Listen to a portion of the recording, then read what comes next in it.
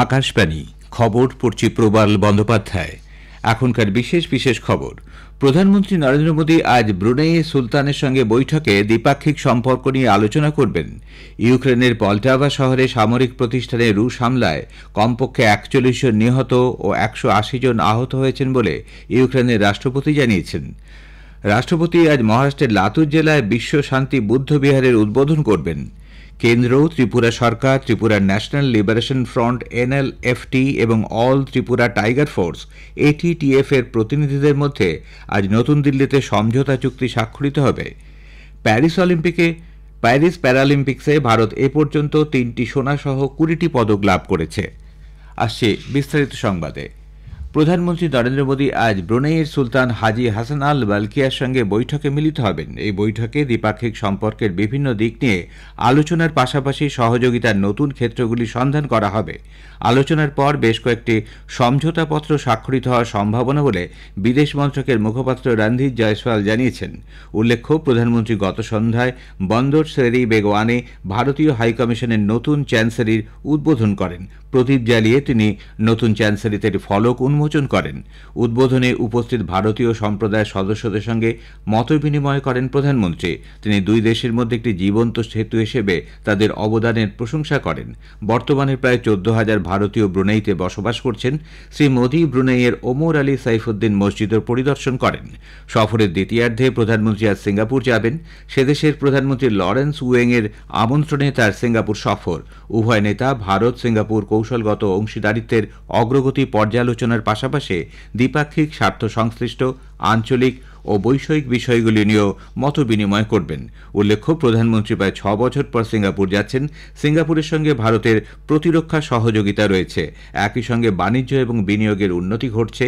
ASEAN দেশগুলির মধ্যে Singapore হল ভারতের বৃহত্তম বাণিজ্য অংশীদার এবং প্রত্যক্ষ বিদেশি বিনিয়োগের ক্ষেত্রে সিঙ্গাপুর শীর্ষে রয়েছে। ইউক্রেনের রাষ্ট্রপতি ভলোদিমির জেলেনস্কি জানিয়েছেন, সেদেশের পলটাভা শহরে এক সামরিক প্রতিষ্ঠানে রাশিয়ার হামলায় কমপক্ষে ৪১ জন নিহত ও ১৮০ জনেরও বেশি আহত। তিনি বলেন, পূর্বের এই শহরে দুটো ব্যালিস্টিক ক্ষেপণাস্ত্র হামলা করেছে রাশিয়া। ধ্বংসস্তূপের নিচে অনেকের চাপা পড়ার সম্ভাবনা রয়েছে। স্থানীয় সংবাদ মাধ্যম জানিয়েছে, সাম্প্রতিক সময় ইউক্রেনে ক্ষেপণাস্ত্র ও ড্রোন হামলা বাড়িয়েছে রাশিয়া। ২০২২ সালের ফেব্রুয়ারি মাসে সংঘর্ষ শুরু হওয়ার পর এই হামলা মারাত্মক বলে মনে করা হচ্ছে। দেশের প্রতিরক্ষা প্রস্তুতি বাড়াতে সরকার ১,৪৫,০০০ কোটি টাকার প্রস্তাবের অনুমোদন দিয়েছে। প্রতিরক্ষামন্ত্রী রাজনাথ সিংয়ের সভাপতিত্বে প্রতিরক্ষা সরঞ্জাম অধিগ্রহণ পরিষদ DAC ১০টি প্রস্তাব অনুমোদন করেছে। Future ready combat vehicle, air defence fire control radar, Dornier 228 aircraft, next generation fast petrol এবং অফশোর পেট্রোল ভেসেল সংগ্রহের অনুমোদন দিয়েছে DAC। ফিউচার রেডি কম্ব্যাট ভেহিকলগুলি ভারতীয় সেনার ট্যাঙ্ক বাহিনীর আধুনিকীকরণ করবে। এটি পরবর্তী প্রজন্মের সক্ষমতা এবং স্বয়ংক্রিয়তা নিয়ে এমনভাবে সজ্জিত হবে যাতে আগামী ৩৫ থেকে ৪৫ বছর পরিষেবায় থাকতে পারে। রাষ্ট্রপতি দ্রৌপদী মুর্মু আজ মহারাষ্ট্রের লাতুর জেলার উদগিরে বিশ্ব শান্তি বুদ্ধ বিহারের উদ্বোধন করবেন। রাজ্যপাল CP রাধাকৃষ্ণন, মুখ্যমন্ত্রী একনাথ শিন্ডে, কেন্দ্রীয় মন্ত্রী রামদাস আঠওয়ালে, উপমুখ্যমন্ত্রী দেবেন্দ্র ফড়নবিস ও অজিত পাওয়ার এই অনুষ্ঠানে উপস্থিত থাকবেন। রাষ্ট্রপতি আজ উদয়গিরি কলেজ মাঠে শাসন অপলিয়াদারি ও মুখ্যমন্ত্রী মাঝি লড়কি বাহিন যোজনার সুবিধাভোগীদের সঙ্গে সাক্ষাৎ করবেন। এছাড়াও রাষ্ট্রপতি মুর্মু নান্দেড়ের তৎখত সচকান্দ শ্রী হুজুর সাহিব গুরুদ্বারাও পরিদর্শনে যাবেন। প্রধানমন্ত্রী নরেন্দ্র মোদী সংসদীয় কেন্দ্র বারাণসীতে গত বছর ল্যাব মিত্র নামে যে উদ্যোগ গ্রহণ করা হয়েছিল তা জাতীয় গভর্নেন্স স্বর্ণ পুরস্কার লাভ করেছে। গতকাল মুম্বাইতে জাতীয় গভর্নেন্সের সম্মেলনে এই পুরস্কার দেয়া হয়। প্রশাসনিক সংস্কার ও জেলা স্তরে গভর্নেন্সকে রূপদানের বিষয়ে উল্লেখযোগ্য কাজের জন্যই এই পুরস্কার দেয়া হয়েছে। প্রতিকূল পরিস্থিতির মধ্যেও ভারতের মধ্যম পর্বের আর্থিক বিকাশ ইতিবাচক থাকবে বলে বিশ্বব্যাংক জানিয়েছে। বিশ্বব্যাংকের সাম্প্রতিক সমীক্ষায় ২০২৪-২৫ আর্থিক বছরে ভারতের বিকাশ হার ৭% পৌঁছবে বলে জানানো হয়েছে। পরবর্তী ২০২৫-২৬ ও ২৬-২৭ আর্থিক বছরেও এই বিকাশ হার অক্ষুণ্ণ থাকবে। এই সমীক্ষায় আরও বলা হয়েছে, রাজস্ব সংগ্রহে উল্লেখযোগ্য অগ্রগতি, ঋণ সম্পর্কিত GDPর অনুপাত ক্ষেত্রেও ইতিবাচক প্রভাব লক্ষ্য করা গেছে। খবর শুনছেন আকাশবাণী থেকে। কেন্দ্র, ত্রিপুরা সরকার, ত্রিপুরার ন্যাশনাল লিবারেশন ফ্রন্ট NLFT এবং all Tripura tiger force ATTF এর প্রতিনিধিদের মধ্যে আজ নতুন দিল্লিতে সমঝোতা চুক্তি স্বাক্ষরিত হবে। উপস্থিত থাকবেন কেন্দ্রীয় স্বরাষ্ট্রমন্ত্রী অমিত শাহ, রাজ্যের মুখ্যমন্ত্রী মানিক সাহা, স্বরাষ্ট্রমন্ত্রক ও ত্রিপুরা সরকারের শীর্ষ আধিকারিকবর্গ। উল্লেখ্য, উত্তর পূর্ব ভারতে চরমপন্থা, হিংসা এবং সংঘর্ষের বাতাবরণ থেকে মুক্ত করতে প্রধানমন্ত্রী যে উদ্যোগ নিয়েছেন, স্বরাষ্ট্র মন্ত্রক তা বাস্তবায়নের কাজ করে চলেছে। এ পর্যন্ত উত্তর পূর্বাঞ্চলে শান্তি ও প্রগতির লক্ষ্যে কেন্দ্র 12টি গুরুত্বপূর্ণ চুক্তি স্বাক্ষর করে। এর মধ্যে 3টি হল ত্রিপুরা সম্পর্কিত। নরেন্দ্র মোদী সরকারের সঙ্গে বেশ কয়েকটি চুক্তি স্বাক্ষরিত হওয়ার পর প্রায় 10,000 মানুষ অস্ত্র ছেড়ে জীবনের মূল স্রোতে ফিরে এসেছেন। ছত্তিশগড়ে গতকাল নিরাপত্তা বাহিনীর সঙ্গে সংঘর্ষে 9 জন মাওবাদী নিহত হয়েছে। বস্তার ডিভিশনের দান্তেওয়াড়া ও বিজাপুর জেলার সীমান্ত এলাকায় এই গুলি বিনিময়ের ঘটনা ঘটে। গোপন সূত্রে ওই অঞ্চলে বিপুল সংখ্যক মাওবাদীর উপস্থিতির খবর পেয়ে CRPF এবং ডিস্ট্রিক্ট রিজার্ভ গার্ডের যৌথ দল তল্লাশি আরম্ভ করলে গুলির লড়াই শুরু হয়। পরে ঘটনাস্থল থেকে 9 জন মাওবাদীর দেহ উদ্ধার হয়। এছাড়াও ওখান থেকে একটি সেলফ লোডিং রাইফেল ও 2টি রাইফেল উদ্ধার হয়েছে। তল্লাশি অভিযান চলছে। আর্থিক দুর্নীতি মামলায় ধৃত আরজিকর হাসপাতালের প্রাক্তন অধ্যক্ষ সন্দীপ ঘোষকে সাসপেন্ড করেছে রাজ্য স্বাস্থ্য দপ্তর। পশ্চিমবঙ্গ সরকারের স্বাস্থ্য ও পরিবার কল্যাণ দপ্তরের পক্ষ থেকে গতকাল এই মর্মে এক নির্দেশিকা জারি করা হয়। অবিলম্বে এই সাসপেনশনের আদেশ কার্যকর হয়েছে। সন্দীপ ঘোষ ধৃত 4 জনকে 10ই সেপ্টেম্বর পর্যন্ত CBI হেফাজতে পাঠানো হয়েছে। এদের গতকাল আলিপুর আদালতে তোলা হয়। অন্য 3 জন হলেন ভেন্ডার বিপ্লব সিং, ভেন্ডার সুমন হাজরা এবং সন্দীপ ঘোষের ব্যক্তিগত নিরাপত্তা রক্ষী আফসার আলী। তাদের বর্তমানে নিজাম প্যালেসে CBI হেফাজতেই রাখা হয়েছে।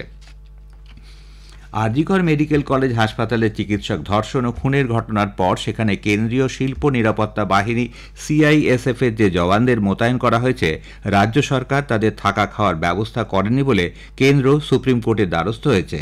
কেন্দ্রীয় স্বরাষ্ট্রমন্ত্রকের পক্ষ থেকে গতকাল শীর্ষ আদালতে এক আবেদনে জানানো হয়, এই জওয়ানদের জন্য ন্যূনতম ব্যবস্থাও গ্রহণ করেনি পশ্চিমবঙ্গ সরকার। তাদের থাকা খাওয়া তো বটেই, যাতায়াতের ব্যবস্থা এমনকি মেটাল ডিটেক্টরের মতো নিরাপত্তার জন্য একান্ত প্রয়োজনীয় জিনিসেরও বন্দোবস্ত করা হয়নি। যৌন নির্যাতন, ধর্ষণ ও গণধর্ষণ সংক্রান্ত আইনকে আরও কঠোর রূপ দিতে পশ্চিমবঙ্গ বিধানসভায় গৃহীত হল পশ্চিমবঙ্গ ফৌজদারি আইনের একটি সংশোধনী। এর নাম দেওয়া হয়েছে অপরাজিতা নারী ও শিশু বিল। বিলটিতে ভারতীয় ন্যায় সংহিতা ও ভারতীয় নাগরিক সুরক্ষা সংহিতা ও পক্সো আইনের কয়েকটি ধারা সংশোধন করে কঠোরতর বিধি যুক্ত করা হয়েছে। বিলের ওপর আলোচনায় অংশ নিয়ে মুখ্যমন্ত্রী মমতা ব্যানার্জি একে ঐতিহাসিক বলে দাবি করে বলেন, সাজার হার কম বলেই দেশজুড়ে মহিলাদের ওপর অত্যাচারের ঘটনা বাড়ছে। নতুন আইনে সেই ফাঁক ফোকরগুলি পূরণ করার চেষ্টা করা হয়েছে।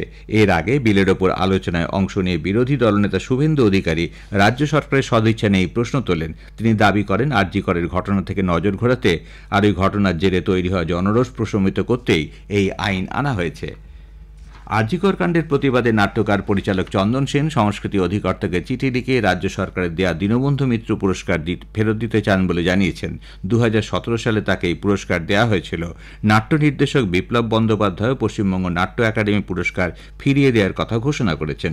নাট্য একাডেমির সচিবের উদ্দেশ্যে লেখা এক চিঠিতে শ্রী বন্দ্যোপাধ্যায় জানিয়েছেন, তার নির্দেশিত দায় আমাদেরও নাটকের জন্য এবছর 1 ফেব্রুয়ারি তিনি সেরা নির্দেশক হিসেবে এই নাট্য একাডেমির পুরস্কার পান। অভিনেত্রী সুদীপ্তা চক্রবর্তীও প্রতিবাদ স্বরূপ তার পুরস্কার ফেরত দেওয়ার কথা ঘোষণা করেছেন। চলচ্চিত্রে অসামান্য অবদানের স্বীকৃতিতে পশ্চিমবঙ্গ সরকার 2013 সালে তাকে এই পুরস্কার প্রদান করে। ভারতীয় আবহাওয়া দপ্তর গুজরাট, কোঙ্কন, গোয়া, মধ্যপ্রদেশ, বিদর্ভ, সৌরাষ্ট্র, কচ্ছ, ছত্তিশগড়ে আজ ভারী থেকে অতি ভারী বৃষ্টির সতর্কতা জারি করেছে। উত্তর তামিলনাড়ু, রায়ালসীমা সংলগ্ন কর্ণাটক, রাজস্থান, দক্ষিণ মারাঠাওয়াড়া, পার্শ্ববর্তী তেলেঙ্গানা, দক্ষিণ হরিয়ানা ও পশ্চিম ও উত্তর পূর্ব উত্তরপ্রদেশে হালকা থেকে মাঝারি বৃষ্টির সম্ভাবনা। এর পাশাপাশি উত্তরাখণ্ড, পশ্চিম বিহার, পূর্ব ঝাড়খণ্ড, গাঙ্গেয় পশ্চিমবঙ্গ, অরুণাচল প্রদেশ, মণিপুর, মিজোরাম, ত্রিপুরায় রাতের দিকে ভারী বৃষ্টি হতে পারে। প্যারিস প্যারালিম্পিকে ভারত এ পর্যন্ত 20টি পদক লাভ করেছে, যার মধ্যে রয়েছে 3টি সোনা, 8টি রূপো, 9টি ব্রোঞ্জ। গতকাল ভারত মোট 5টি পদক লাভ করে। পুরুষদের হাই জাম্প T63-তে শরৎ কুমার রূপো, মারিয়া থাপ্পান থাঙ্গাভেলু ব্রোঞ্জ পদক জেতেন। পুরুষদের জ্যাভলিনে অজিত সিং রূপো ও সুন্দর গুর্জর ব্রোঞ্জ পদক লাভ করেন। এছাড়া ভারতের দীপ্তি জিওভানজি মহিলাদের 400 মিটার T20 ফাইনালে ব্রোঞ্জ পদক জয় করেছেন। প্রধানমন্ত্রী নরেন্দ্র মোদী দীপ্তিকে অভিনন্দন জানিয়েছেন। সোশ্যাল মিডিয়া এক বার্তায় তিনি বলেন, দীপ্তি দেশের অগণিত মানুষের সামনে অনুপ্রেরণার উৎস। শেষ করার আগে বিশেষ বিশেষ খবরের কিছু অংশ আবার পড়ছি। প্রধানমন্ত্রী নরেন্দ্র মোদী আজ ব্রুনেইয়ের সুলতানের সঙ্গে বৈঠকে দ্বিপাক্ষিক সম্পর্ক নিয়ে আলোচনা করবেন। ইউরোপের পল্টাভা শহরে সামরিক প্রতিষ্ঠানে রুশ হামলায় কমপক্ষে ৪১ জন নিহত, ১৮০ জন আহত হয়েছেন বলে ইউক্রেনের রাষ্ট্রপতি জানিয়েছেন। প্যারিস প্যারালিম্পিকে ভারত এ পর্যন্ত ৩টি সোনা সহ ২০টি পদক লাভ করেছে। খবর শেষ হল।